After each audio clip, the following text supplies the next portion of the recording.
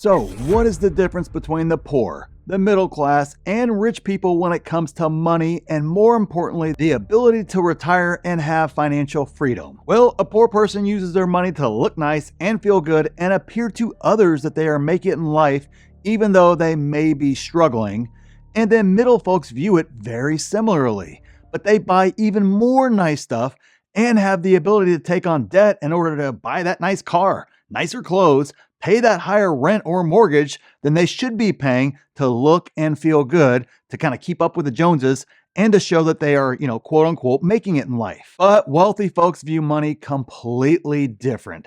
They view money as a way to make more money and care very little about what they look like or others' perceptions of them, and generally look poorer than the middle class and sometimes even the poor. Now, guys, I already hear your objections, especially with the rise of all the influencers and celebrities and everybody all over social media making it seem like they're all rich people who travel in private jets, have 18 cars and 69 watches and only wear $500 t-shirts and all that other things of that nature, which, as you're finding out, they're being exposed and showing that they don't actually own a private jet. There's actual studios out there where you can just take pictures in private jet seats and they have it set up to where it looks like you have a private jet. Same thing with people taking pictures next to fancy cars, pretending like it's their own, and a lot of other garbage like that. The reality is, statistically, those folks, even if they are wealthy, make up less than 5% of the wealthy people out there, which means the other 95% of rich people don't flaunt their wealth at all, and you would never know that they're actually wealthy. In many cases,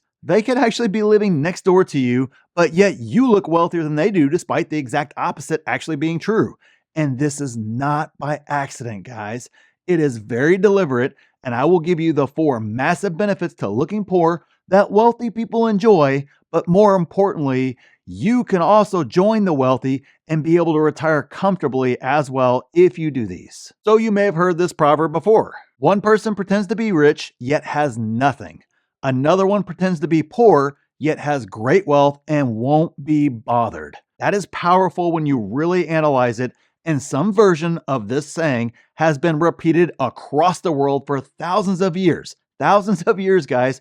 All different kinds of cultures and religions and everything else, so you know that the concept has stood the test of time. And that is the first benefit right there. Nobody knows that you're rich to begin with, so you won't even be bothered. Trust me, if you were walking around in just a regular old t-shirt and shorts, you are less likely to be robbed than the person walking around, filming all their sort of stuff on the new iPhone and wearing fancy clothes and fancy jewelry, for example, and all kinds of other stuff like that.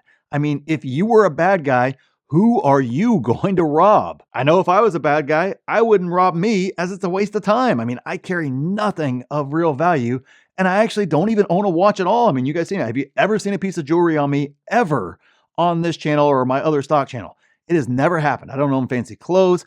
I really don't own anything of a lot of value like that. You get in a minor fender bender with a old used car, for example, and it's a normal accident where nobody's hurt and the costs are minimum and everybody kind of exchanges the insurance information and all that sort of stuff, and you kind of move on with life. But you get in that same fender bender and a brand new Porsche or Bentley or some other fancy car, and magically people are hurt and the lawsuits come out and it's a nightmare overall. Your desire to look rich is actually, money-wise, keeping you more poor than you should be, and consequently, it's opening yourself up to problems, whereas many of the rich are trying to look poor and avoid problems altogether. This has been a fact of life for thousands of years, so get on the right side of that equation. The second benefit to changing your mindset to look poor is that it relieves all the social pressure from your life that can be overwhelming. Look, there is so much pressure in society today to look like you're making it in life, and it comes at you from all angles, unfortunately, and it's very, very sad. I mean, you hear it from families, to friends, to coworkers, to even your spouse in some cases, and there's an intense social pressure to look rich and wealthy and upper class and like you're making it in life. So most people consequently work a job that they hate to pay the bills and buy stuff that they don't need to impress others who they actually don't even like very much in most cases. So whenever you kind of break out of this cycle and you stop caring what anyone thinks, and I mean truly stop caring what anybody thinks, guys, not a little bit, all the way away, it is crazy to see what people are doing to their financial futures and their lives for something that offers zero value in return. That is bizarro world when you pull away, but it is a sad reality for most people. You are making decisions and buying houses, cars, clothes, jewelry, iPhones, or whatever to impress people you probably don't even like. We need to change your mindset to where you don't care that others look down on you for having a 10-year-old used car, because I'm in that spot.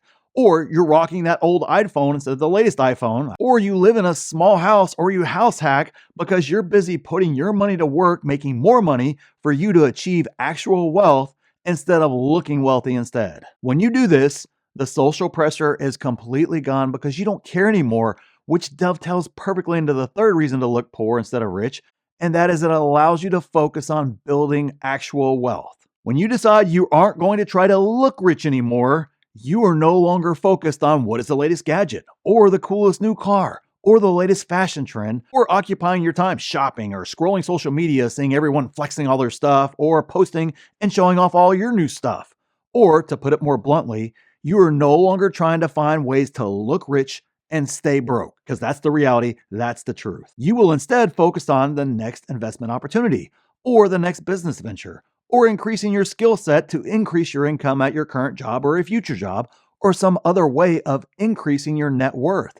You will be focused on hitting your retirement goals, for example, studying how to do it faster so you can escape the rat race and actually live life and have a life of freedom. When you are focused on that, you realize that everyone else around you will work until they die, and they don't even know it, sadly. Now, don't get me wrong, they're going to tell you differently, and a lot of you guys out there may be telling me differently, but the math doesn't math, and they are on the path to nowhere in the end, even if they don't know it. Because you focused on financial freedom instead of looking rich, you discovered and implemented strategies that have you retiring in 5 years, for example, maybe a little bit longer, sometimes actually faster, like we offer in the Blacklist Financial Freedom Program, where the whole process is kind of laid out for you with myself and our experts walking you through each piece step by step. Or maybe on the other hand, you discovered real estate investing to kind of have that financial freedom. Or maybe you decided to start a business instead that has given you that financial freedom. The point being, you are focused on actually becoming wealthy while they are focused on looking wealthy and staying broke. And the final reason to look poor instead of rich is it gives you real freedom. One of the most freeing things you can experience in life is when money finally becomes abundant, because it gives you options and a freedom that other people just don't and will probably never have. It's not about a Lambo or a Rolex or a Ferrari or a mansion anymore or anything else like that. It's about having the freedom and the choice to buy those things if you want and not have it affect your financial situation. It's about having the freedom and choice to work for whoever or whenever you want, or not work for anyone if you want, instead work for yourself if you want to work at all. It's about the freedom to take on risk, start a business, or challenge yourself without fear of judgment or the inability to actually fund whatever venture you want to jump out there and try. It's about helping people in need freely without putting yourself in financial jeopardy. You can help everyone that you want to help when you get yourself there. It's about not having a boss or a job that requires you to be there, even when you want to spend time with your kids or family instead, or just do something that you want to do, but you can't do because you got to go to work. That no longer exists. You no longer have that. It's about having more choices and freedoms. And that is far more satisfying than any purchase you can make that will make you look wealthy, but actually takes away your freedom. You got to understand that. And I feel gaining your financial freedom is the most important thing you can do for you and your family. And right now, we still have founder spots open for the Blacklist Financial Freedom Program, where we walk you through step by step every single mark of the way. 3 different ways, 3 different financial freedom ways to choose from in order to get yourself there. So it's not, you don't have to just move overseas. You don't have to do that at all. You can do it right where you're at right now. We have a complete process, a complete system, step by step, what to invest in, how to invest that, how to actually execute on those investments, and everything else. How do you get to your numbers?